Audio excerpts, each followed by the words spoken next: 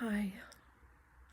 The cats woke me up early this morning, but I think I understand why.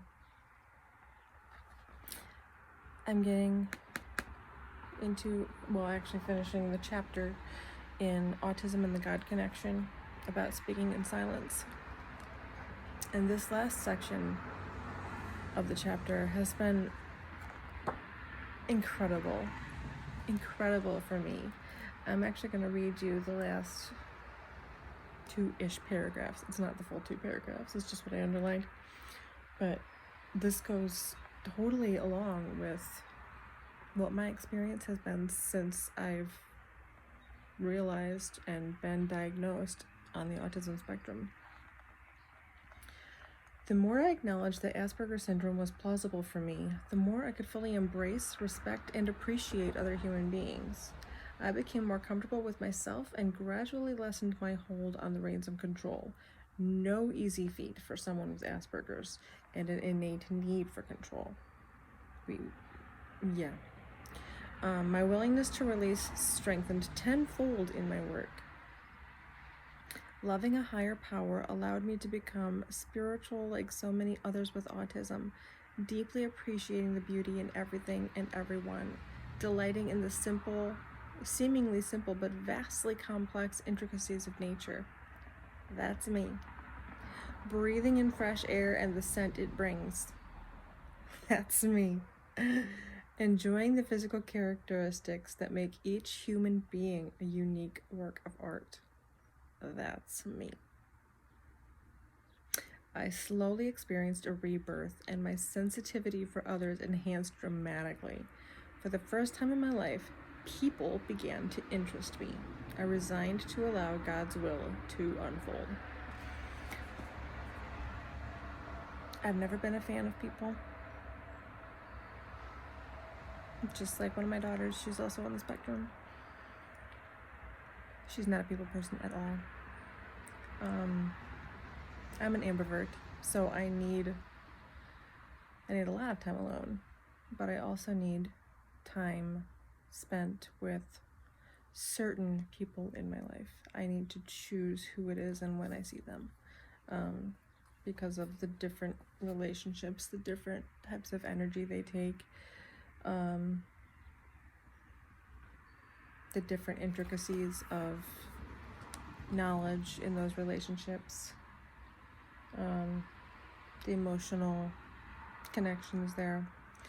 But since I've actually been diagnosed with autism, and before that have, like, all my life having that feeling that I just wasn't the same as other people, and now being able to really embrace all the little things and some big things that I've always just kind of hidden, masked, because they weren't socially acceptable or whatever. It's great to be able to just express myself and allow myself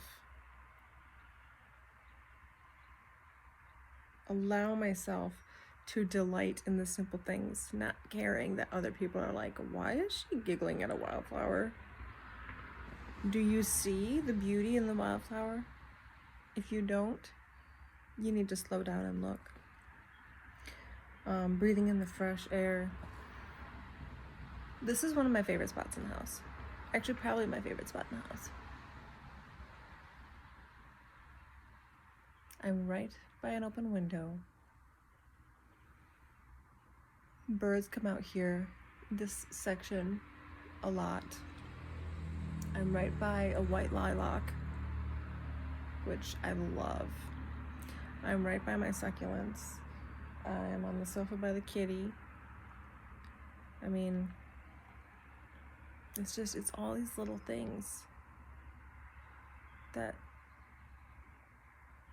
people just don't see and don't experience, which I didn't realize they're not going to, because that's not how they're wired. That's how I'm wired. So I am going to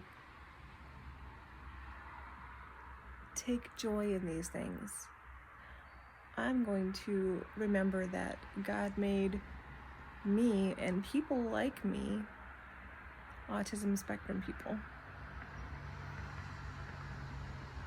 Honestly, I think to be closer to Him, we have a different connection with Him, with everything spiritual and creation and just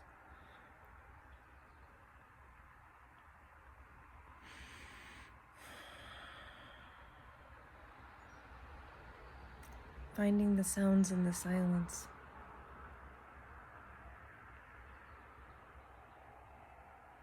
Finding the beauty in details.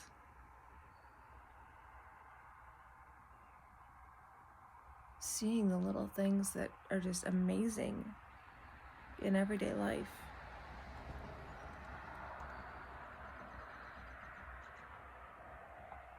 Enjoying the physical characteristics that make each human being a unique work of art. Noticing the textures in people's hair. And